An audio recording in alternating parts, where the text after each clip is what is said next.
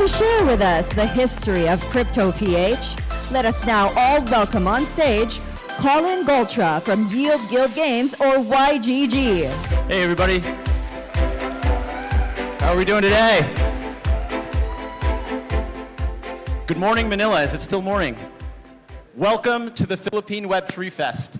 I'm Colin Goltra and I'm here to give a brief, although it's like 50 slides, a brief history of Cryptoph. We're so excited to have you guys here. I'm going to try to demonstrate that the conference you see here today is the result of nearly a decade of work as an ecosystem, as a community, as an industry, and I think we're so excited to have an event of this magnitude and this scale, and to host kind of people from our own ecosystem, our own industry, as well as major players internationally. So we're super excited to have you here. A quick introduction about myself. My name is Colin Goltra. I'm Filipino-American. I'm originally from California.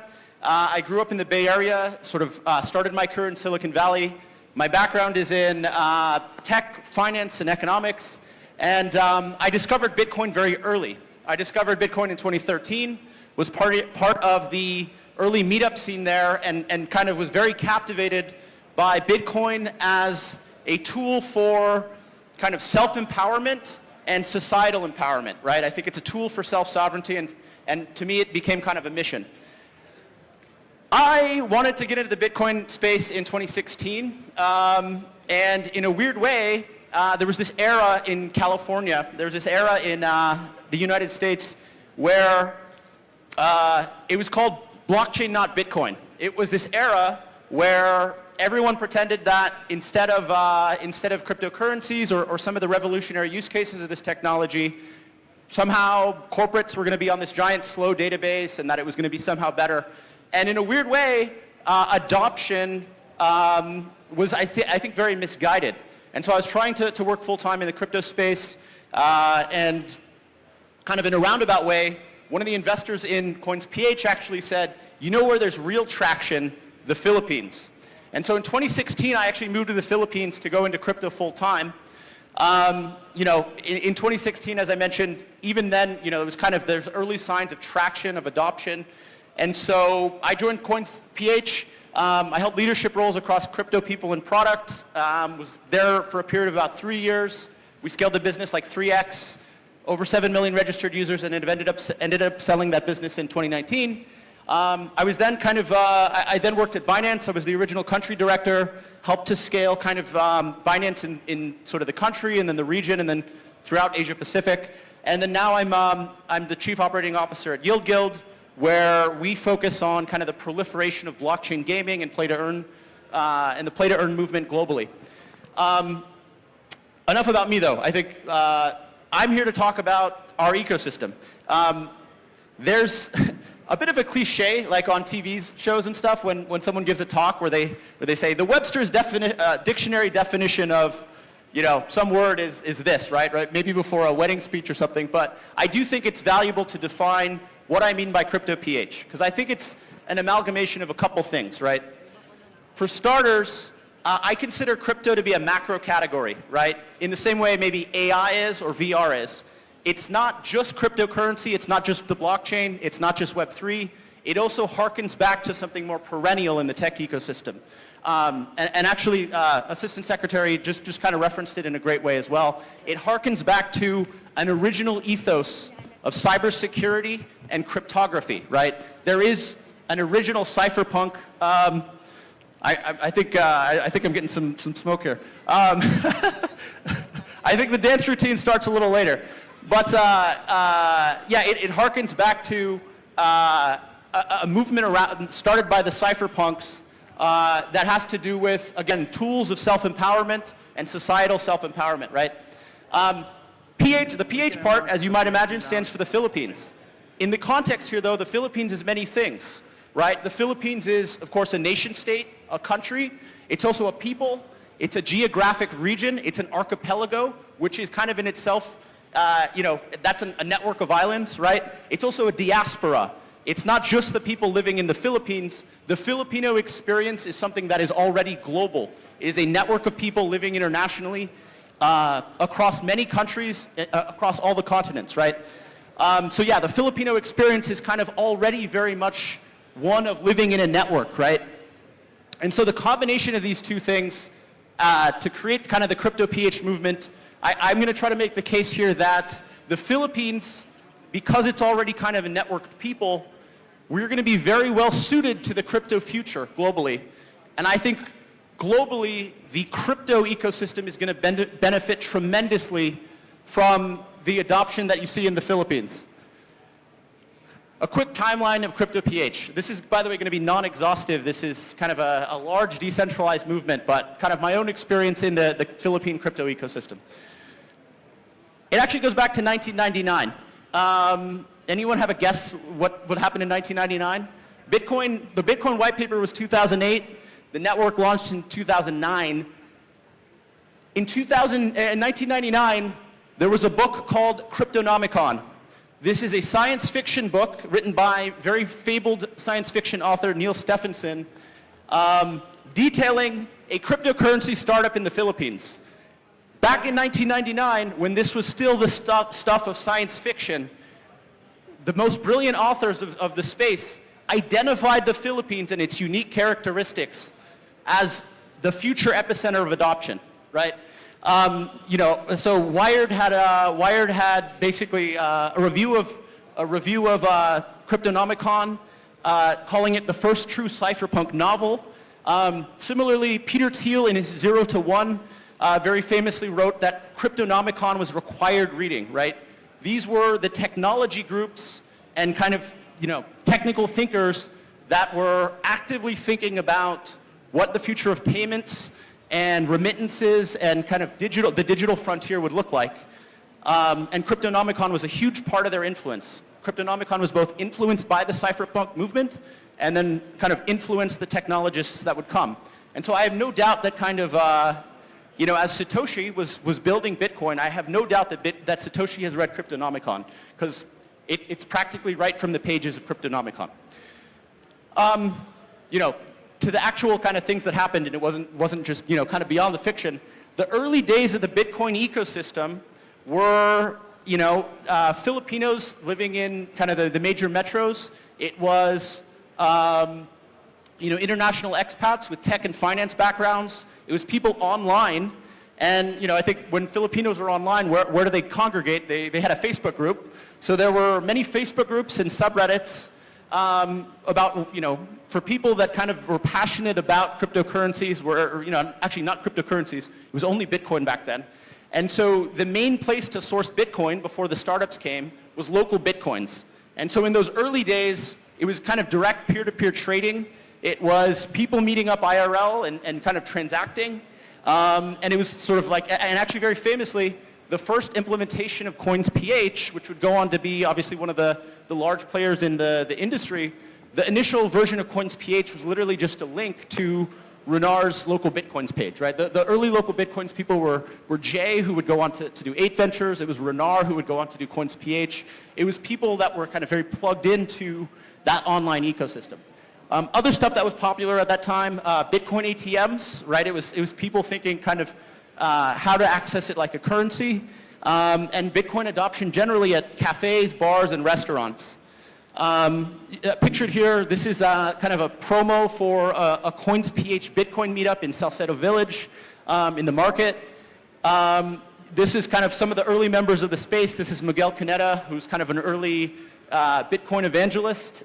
This is John from SCI giving a talk much like this one about kind of the future prospects of Bitcoin.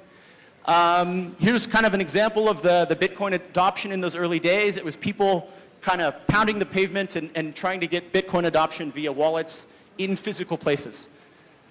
I'd say, that kind of early, very nascent scene gave rise to kind of more targeted startups, right? So this was Coins.ph, which was founded in 2014. This was Satoshi Citadel Industries, SCI, also in 2014. Moneybees in 2014, and Bloom Solutions in 2015. These were kind of the early startups that were preaching the Bitcoin and blockchain future.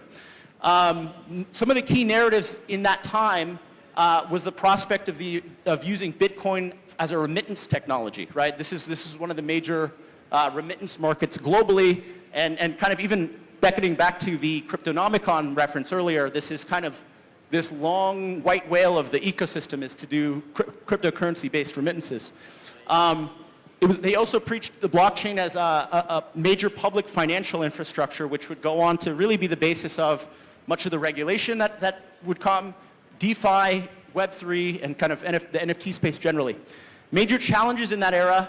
For starters, bank integrations were incredibly difficult. So, the rise of the cryptocurrency space has mapped closely with the rise of the fintech space, but in those early days, there were not, there were not always convenient API integrations.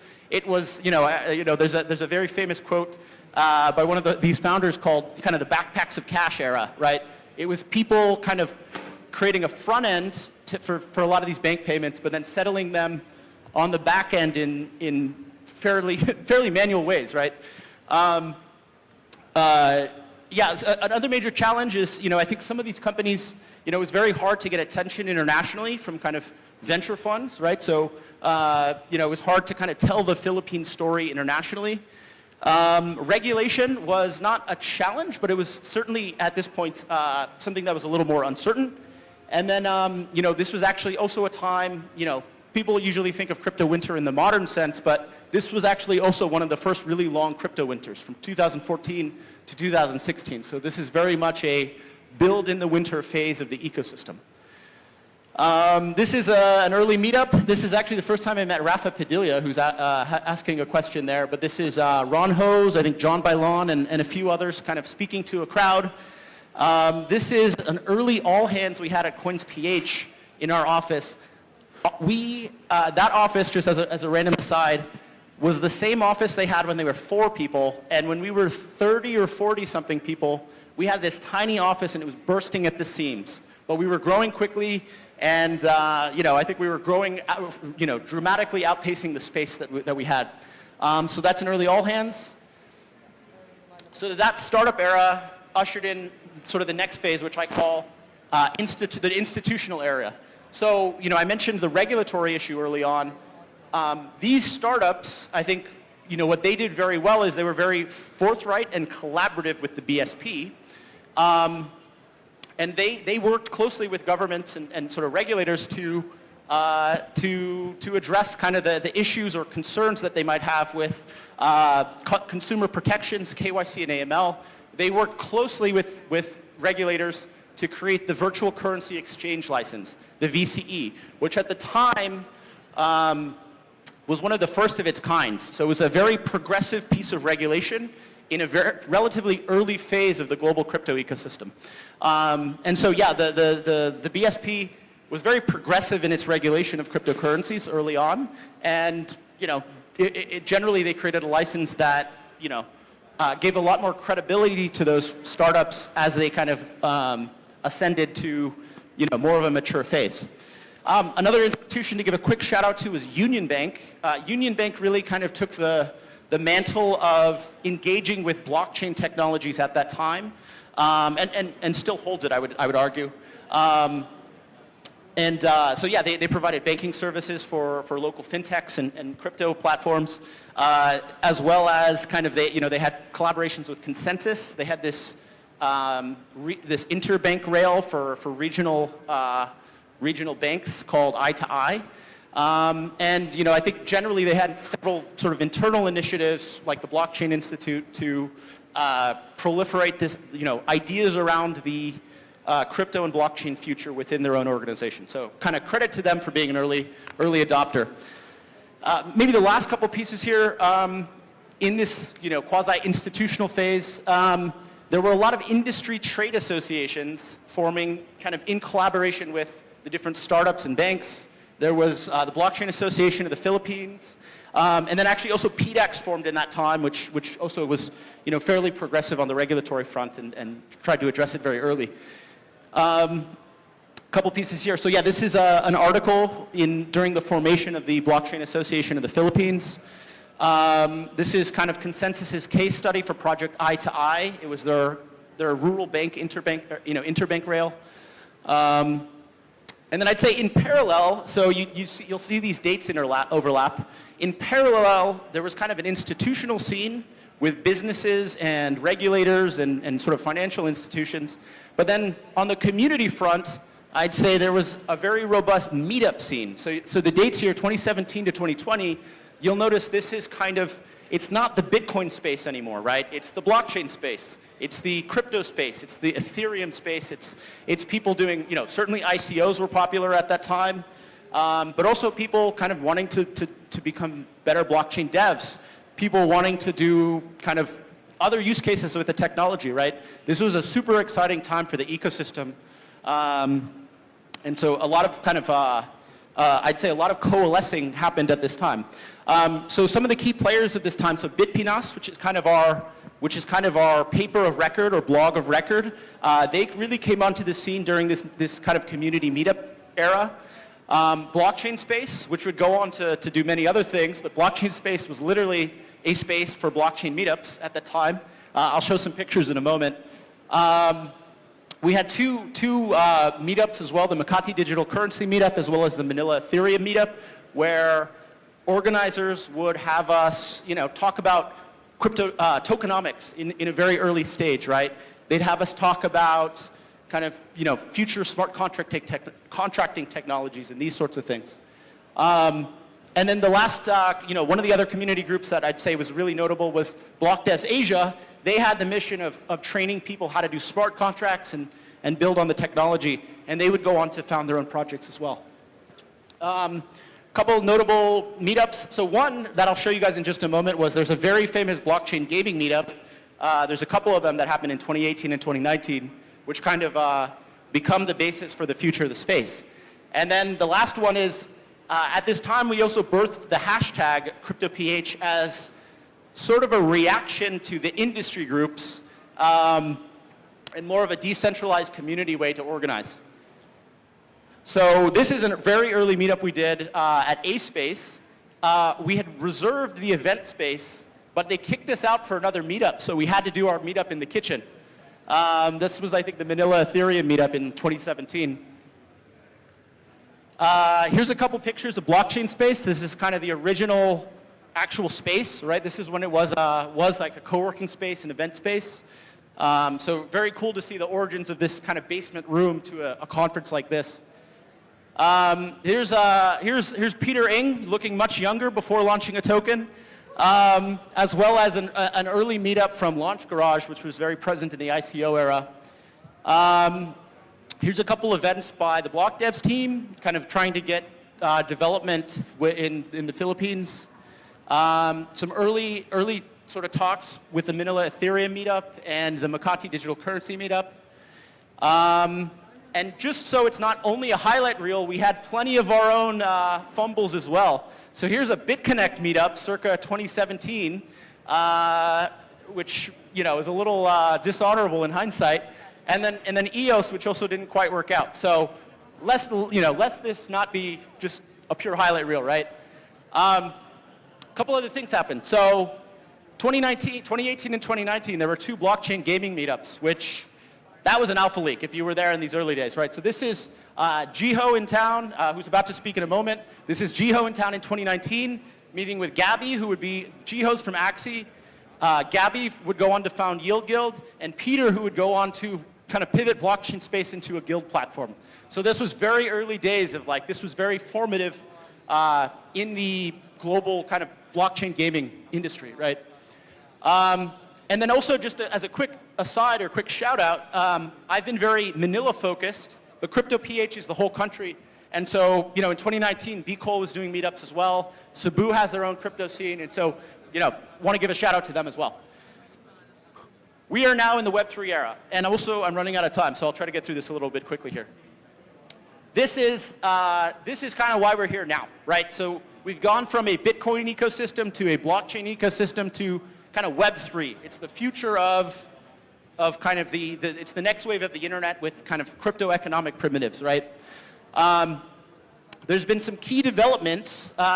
Basically, the meetups ended. COVID happened, and we were all locked inside. Our community went online. We turned to Twitter and Discord, Telegram, and Clubhouse to organize instead. And so, in a weird way, we kind of went web native, right, for Web3. The other thing that happened was, very sadly, a lot of people lost their sources of income, right? And they had to turn to alternatives that were online, right? And so they had to find ways to earn online to replace, say, their driving route or their store shift, right? So there were key players that emerged in this time. One of the major trends that happened was kind of the proliferation of NFTs and crypto art. One of the first projects I collaborated with Gabby on is Nara Gallery. Luis Buenaventura, my colleague now at YGG, really came to prominence in the crypto art scene. He brought kind of key cultural figures like Heart Evangelista into the NFT space. And then kind of the bigger trend, though, is the rise of Axie as a dominant cultural force in the Philippines, right? And so in 2020, you see here, there was the discovery that people were, basically earning money at home and, replacing their income. And so, this was a period where Gabby and I were collaborating a lot. And ultimately, this led to Leia, who's in the crowd now, connecting with Jiho, who's about to speak, and creating what was kind of the seminal work of Cryptoph, which was an article on CoinDesk about the rise of play-to-earn gaming in the Philippines. Some other things that happened, the major kind of economic trend here was people were not just replacing their incomes or supplementing their incomes that they lost during the pandemic, but they were altogether earning way more than they had ever done. Wages in Axie Infinity during Axie Summer 2020 and 2021 far exceeded the minimum wage in most provinces, or in all provinces. This is via BitPinas. And there was a period where actually the SLP PHP trading pair was larger than the Hong Kong PHP remittance corridor. So this was a huge economic swell of economic activity into the Philippines. There was a documentary, Play to Earn, which was a major part of this trend, and I think really showed the world kind of what the Philippines had to offer in the crypto space. The fervor was so crazy that people were getting tattoos, they were buying motorcycles. This was major income. This was life-changing stuff. I think that something that emerged from that was the idea that you can aggregate assets and find players for these play-to-earn games. And so out of that, Gabby actually found a business model that created YGG and Yield Guild, right? I'll finish up quickly here. So what's next so that's kind of the emergence of the Web3 space in the Philippines. What's next for Cryptoph? So I think that the Philippines has always been at the forefront and kind of one of the dreams of crypto adoption, right? That dates back to the 1990s, right? And I think the Philippines is finally stepping into those shoes, right? I'd say in the early days, we were yet another Bitcoin ecosystem. And now I'd say we are one of the main centers of Web3 and crypto and sort of blockchain gaming, especially adoption globally, right? The scene is now so large that there are more projects than I could ever keep track of, so sorry if you didn't get a shout out in this talk. Tons of crypto startups and projects, many getting international funding. Remember that's been kind of a long-standing and serious issue. And I think startups in general, working in crypto and working in tech is now a viable career option for Filipinos coming out of university in a way it wasn't previously. This was some data from 2020 where the Philippines became a top 4 MetaMask market, mobile MetaMask. This is some data from early 2021 showing that how high the rate of adoption for kind of crypto wallets was, and I think the Philippines is second in this chart here. And then kind of the last piece I would say here is, one of my core kind of theses now is the major global economy in our lifetimes, in the 21st century, I think it's going to be not based on geography like it was previously or industry. I think it's literally going to be a binary about whether or not you earn your money on the internet. And I think the internet as a superpower is going to make all the national economies look very provincial. And so I think this is going to be a tremendous opportunity for Filipinos trying to work in the crypto metaverse. I think I think it's kind of the next job frontier. And I think the Filipinos in general, kind of, we have this movement of OFWs. Filipinos are very adept and have significant expertise going to new job frontiers, taking risks, and you know, earning in those frontiers. And I think the metaverse will be no exception. And so, yeah, I think that there will be a new class of metaverse Filipino workers, and I think it's going to have significant societal changes for the Philippines. And I think it's based on the work that our ecosystem has done for the past decade. And so, yeah, Mabuhay World. We're so excited to have you guys here at the Philippine Web3 Festival. I think we've worked like a decade in our own way to make an event like this possible, where we have a ton of industry players locally, as well as people internationally who really care about what we're building here. And so I think that's a fantastic, fantastic starting point, and it's one we've been working very hard for. So thanks, everyone. Sorry I'm over time. Cheers.